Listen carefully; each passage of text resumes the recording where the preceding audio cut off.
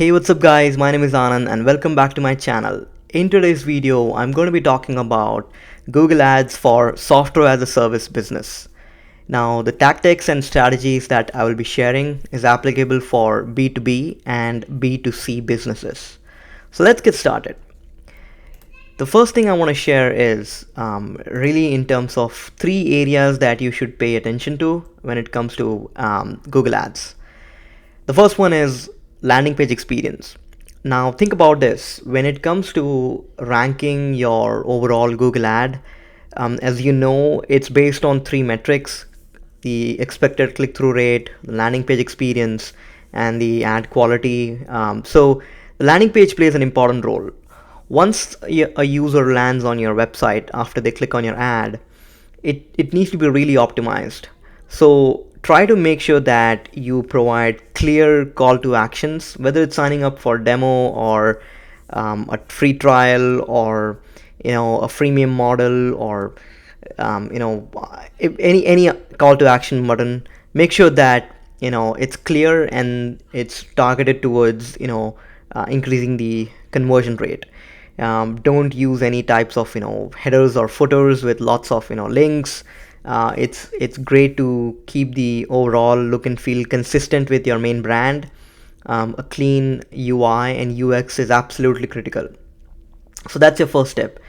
The next one is try to make sure that you make use of remarketing. Now this is very interesting, because when it comes to any types of SaaS business, there is going to be a lot of marketing channels or digital marketing channels that you will be using. It can be email, it can be social, referral, direct, organic. Of course, SEO will play an important role, and then ads, which will be Google, Facebook, or LinkedIn ads.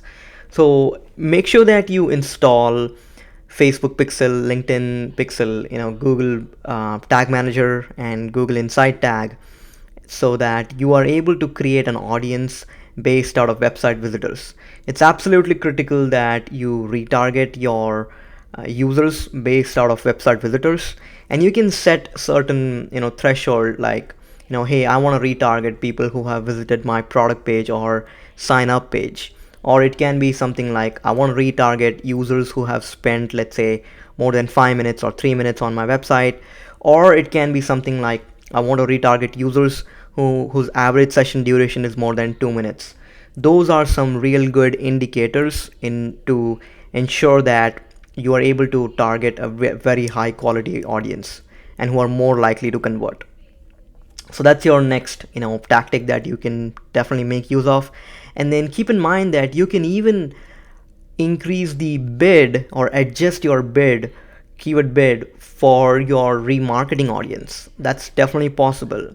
And when it comes to retargeting, you can of course retarget them using search ads, or you can use display ads as well. I think the Performance Max will provide you more channels. I believe, I think it has access to like Google, Gmail, shopping, YouTube, and search and display. So there's like multiple different channels that you can use. But I think if you want to focus on a specific channel, such as search or YouTube, I think that's fine as well. But make sure that you're able to build an audience based out of website visits. So that's your second tactic. The third one is search impression share. Now this is an interesting metric. When it comes to SaaS, I know the tendency is to have a pretty high spend amount, and the average cost per click is pretty high. But SaaS business is SaaS, like there's a lot of funding, and the main goal is to make sure that you reach as many people as possible. So try to see how much percentage of your market share you're able to reach using Google Ads. That's a good metric, which is the search impression share metric. It's based out of percentage. So keep an eye on it and see if you are less than 10, more than 10, more than 30. It's actually a good indicator to understand how much market share you are able to reach through your Google Ads. And based on that, you can either adjust your spend per day or your bidding, and you can do a bunch of different things based on your search impression share.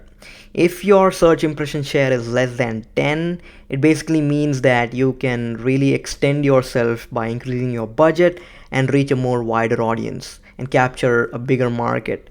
If it's more than 50, it means you are more than likely to dominate the market, of course. And if you're not getting results in spite of having a massive search impression share, it basically means that something is going wrong, whether it's in terms of landing page, conversions, your offer, your targeting. There are multiple reasons for that. So it's a good metric to keep an eye on. Now, before I get into like the last three tips, I would like you to do a quick exercise in terms of what metrics are you capturing. Well, when it comes to SaaS, typically there are three metrics, target cost per acquisition. Now, this is the most important metric that you would be calculating or capturing. What's your average cost per lead, right? The next metric that you want to keep in mind while you work on your campaign and everything else is average lifetime value of your customer. When it comes to SaaS, I don't think there's going to be like one-time payment. Typically, it's a monthly subscription model, a yearly model, or it can be somewhere in between. But I don't think it's like, one-time payment and then you're done. So lifetime value of your customer is extremely important when it comes to calculating your profitability of your business, right? And then what is your payback period, right? When do you think you will be able to, get your money back based out of all the expenses that you will have? So again, calculating, target cost per acquisition, lifetime value, or in payback period is important to know how much money you should be spending in your campaigns. So having said that, the next one is, this is again not a specific Google ad tactic, but you can use these tactics to enhance your Google ads. Now, the first one is free trial campaign, and what I mean is typically when it comes to Google ads, I think it's good to provide any free trial or book a demo type of campaign, because you're guiding your users through a journey, awareness, consideration, decision. So try to make sure that you provide something free and then you quickly capture that potential lead, you make them subscribe, then move them down to the next step, which is upsell campaign. This is where, as I said, you can run retargeting campaigns. You can upload that list to Google and then only target your freemium users, people who are using your product for free or who have signed up for demo. So upsell campaign is your next step. And then finally, if both the tactics have been successful and then you're still having difficulty in terms of converting them into a paid customer, run a testimonial campaign. With SaaS, it's all about social proof.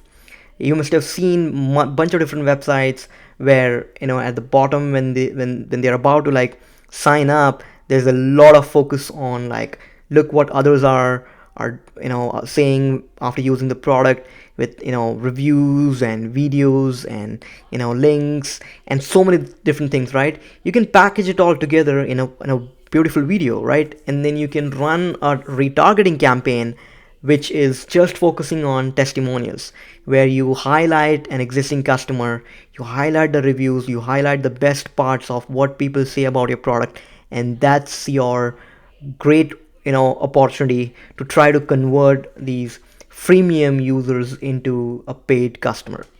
So that's your funnel for SaaS. Now, few other things before we close off. There are some additional tactics such as manual bidding. Now, I know that a lot of times the Google ads will always say that, hey, we will use an automated bidding strategy and it will be maximizing clicks, maximizing conversions, or maximizing impressions. Make sure that you use manual bidding wherever applicable, so that you can tweak on a per keyword basis. It's basically you have more control over your campaign. The next one is mirrored campaign. Now, this is a different tactic where you basically run two identical campaigns with same set of keywords, one with exact match type and the other one with phrase match. I know in the past it was broad match modifier, but now it should be phrase match. And the idea is the phrase match campaign will have lower budget than the exact match campaign, and it will help you to find new keywords that you have not covered earlier. It's a great way to understand what people are searching for regarding your products and services. And this is especially useful when it comes to B2B models where the average cost per click is pretty high, right? The next one is in-market audiences. Now, again, if you are planning to use audiences, then in-market is a good way because it enables you to connect with consumers who are actively looking for products or who are comparing products in, like, let's say, like Display Network, YouTube, or other partner sites. So I think in-market is a great way, and you will be able to, add observation. So you can basically try to refine and narrow in your audiences. So if you're using audiences, in market is a good option.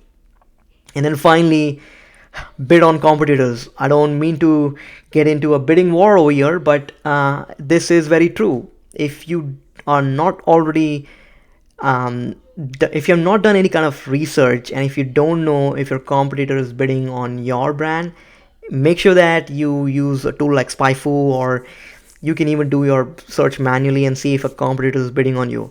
There's a very high chance that in SaaS, competitors are typically bidding on each other. So make sure that you bid on your competitor's brand name, or brand term, and run it in your Google Ads. Now keep in mind that do not use your competitor's brand name or your product name in your ad copy, but just focus on just bidding on the brand term as a keyword. So that's an important thing to note. Otherwise you will end up in like copyright issues and few other issues. So that's pretty much it, guys, in terms of Google Ads for SaaS. I hope this video is helpful. Make sure to like, subscribe, and comment. And yeah, if you have any questions, let me know in the comment section, and I will see you next time. Thank you.